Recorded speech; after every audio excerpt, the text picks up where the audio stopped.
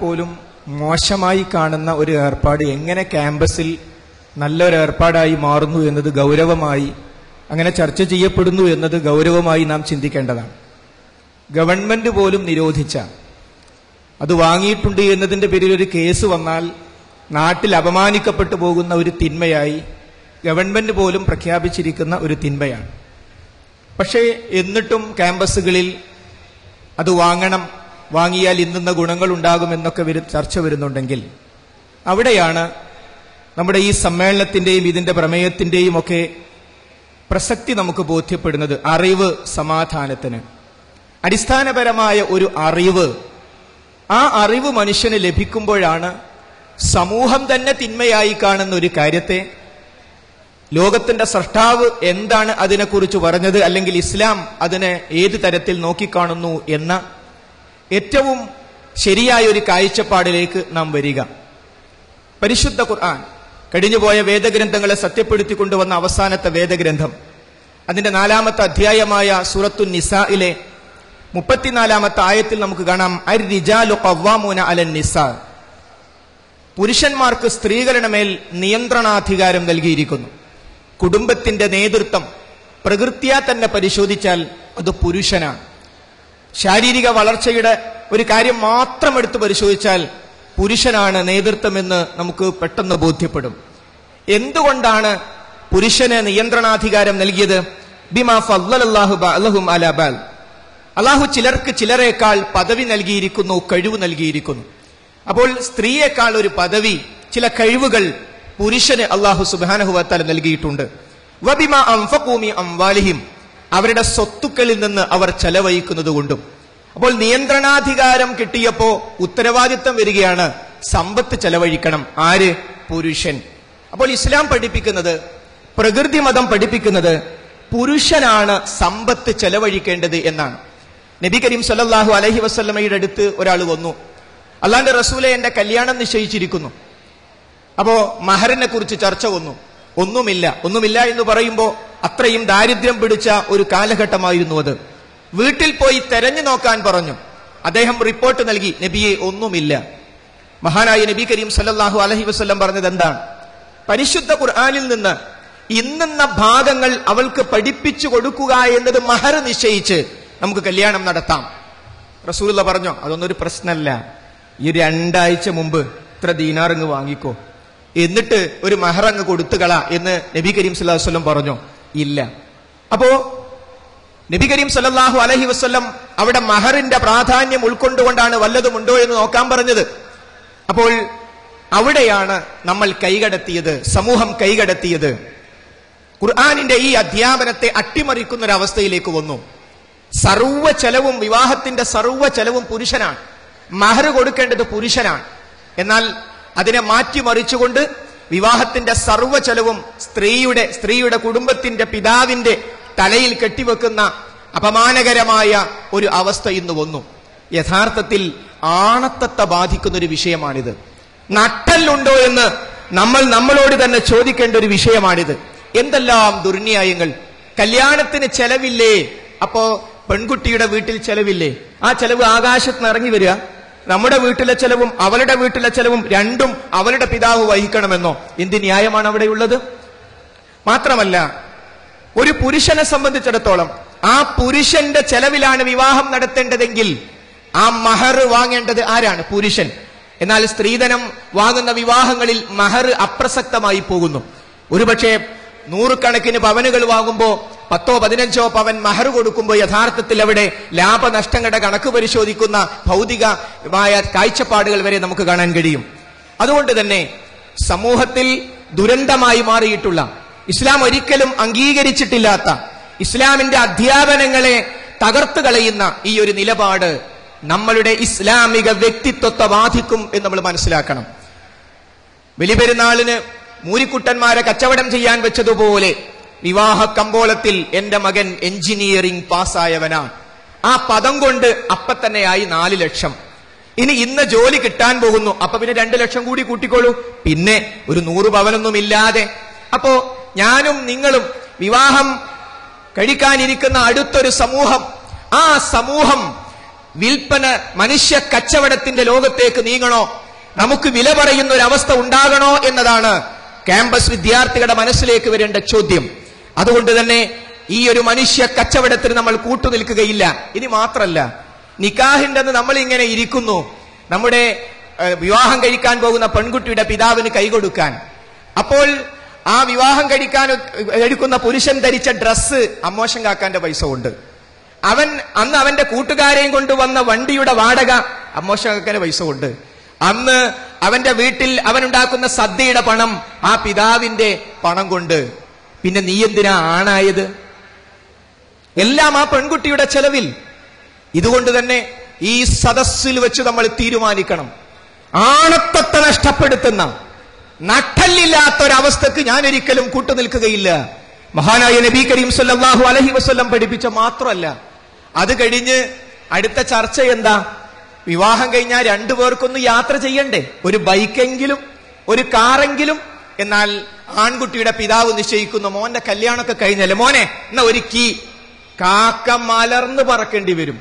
ആൺകുട്ടിയുടെ പിതാവ് ഒരു കാറ്, ആ അവസാനത്തെ ആണിയും പെൺകുട്ടിയുടെ പിതാവിന് തന്നെ യാത്ര ചെയ്യാൻ. എന്നിട്ട് അവളുടെ പിതാവിന്റെ കാറിൽ ഇങ്ങനെ യാത്ര അയ്യേ, ആ ഡ്രൈവറുടെ സീറ്റിലിരിക്കാൻ എന്ത് ഒരു നാണമില്ലേ എന്ന് നമ്മൾ മറ്റുള്ളവരോട് ചോദിക്കണം.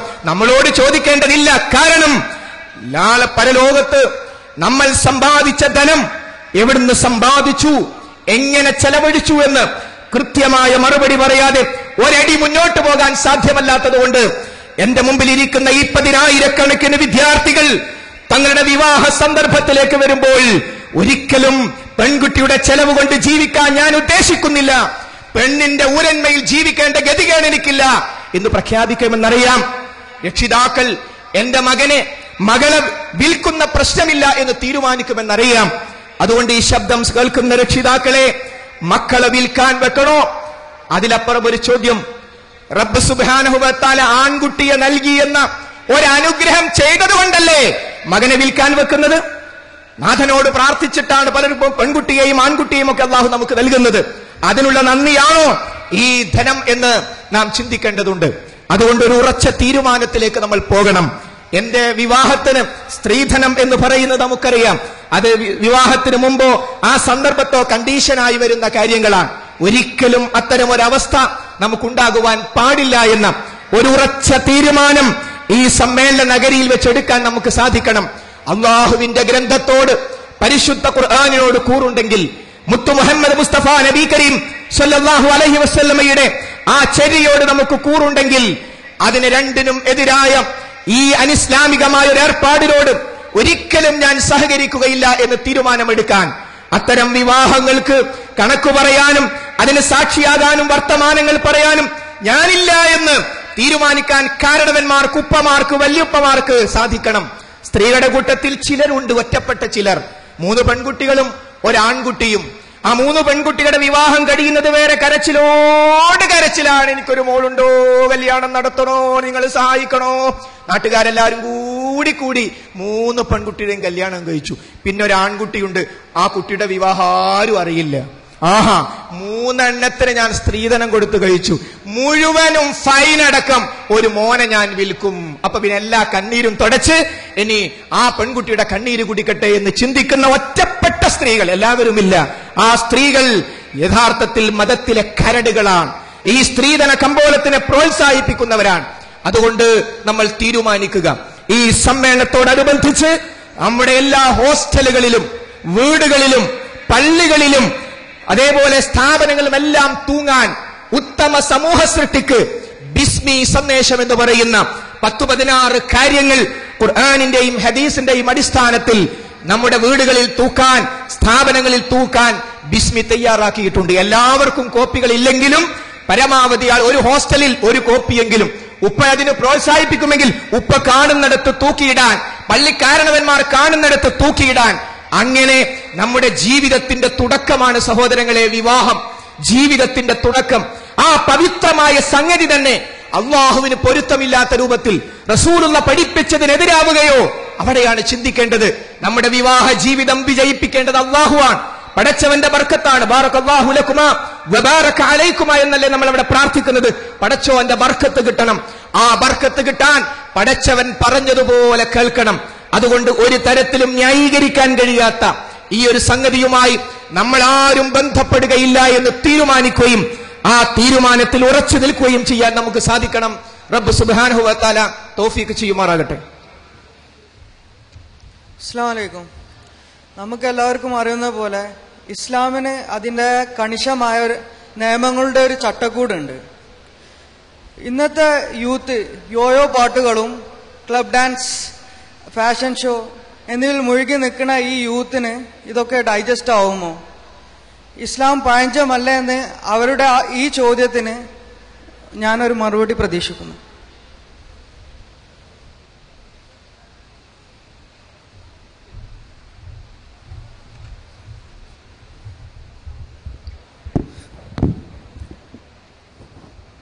ആധുനിക സമൂഹത്തിൻ്റെ, പ്രത്യേകിച്ച് യുവസമൂഹത്തിൻ്റെ ചോദനകൾക്ക്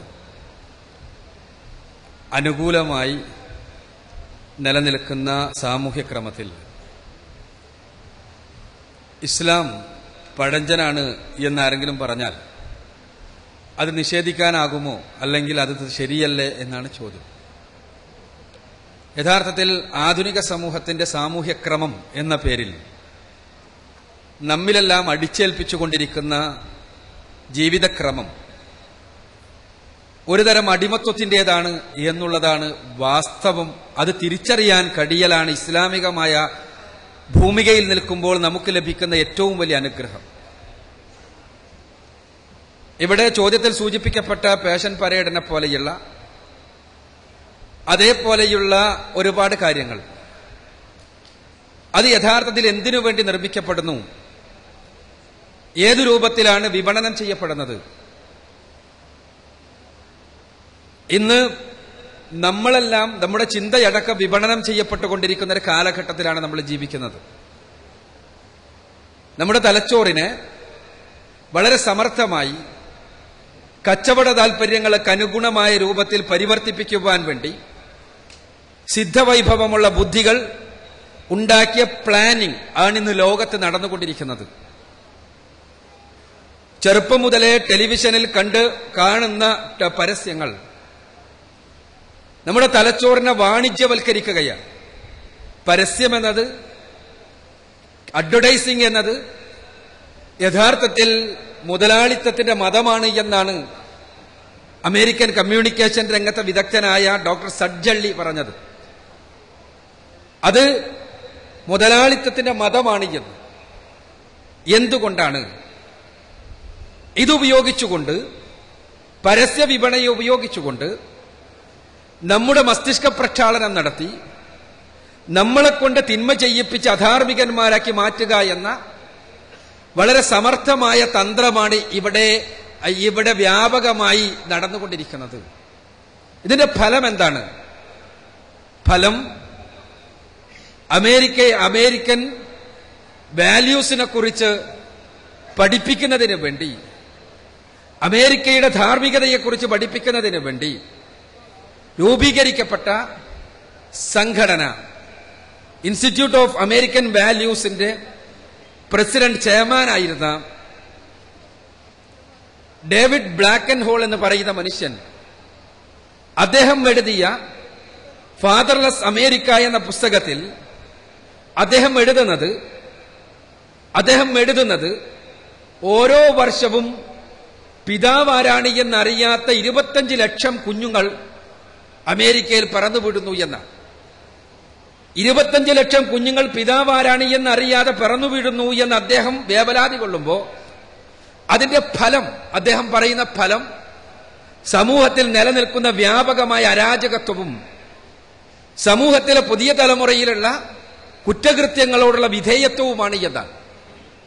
അങ്ങനെ കുറ്റകൃത്യങ്ങളോട് വിധേയത്വമുള്ളൊരു സമൂഹത്തെ വളർത്തുന്ന തരത്തിലുള്ളൊരു സാമൂഹ്യക്രമം, ആ സാമൂഹ്യക്രമത്തിന് അനുകൂലമായ രൂപത്തിൽ സ്ത്രീ സൗന്ദര്യത്തെ ഉപയോഗപ്പെടുത്തുകയാണ് ഇപ്പറഞ്ഞ കാര്യങ്ങളിലെല്ലാം ചെയ്തുകൊണ്ടിരിക്കുന്നത്. പെണ്ണിനോട് ആദ്യം നിന്റെ സൗന്ദര്യമാണ് നിന്റെ വ്യക്തിത്വം എന്ന് പഠിപ്പിക്കുക, നിന്റെ തൊലിയുടെ വെളുപ്പാണ്, നിന്റെ ശരീരത്തിന്റെ സൗന്ദര്യമാണ് നിന്റെ വ്യക്തിത്വത്തെ നിർണയിക്കുന്നത് എന്ന് പഠിപ്പിക്കുക. എന്നിട്ട് സൗന്ദര്യവർദ്ധക വസ്തുക്കളെ അവളുടെ തലയിൽ അടിച്ചേൽപ്പിക്കുക. അവളുടെ വ്യക്തിത്വത്തിന് അവളുടെ കർമ്മവുമായി ഉള്ള ബന്ധത്തെ വിച്ഛേദിക്കുക.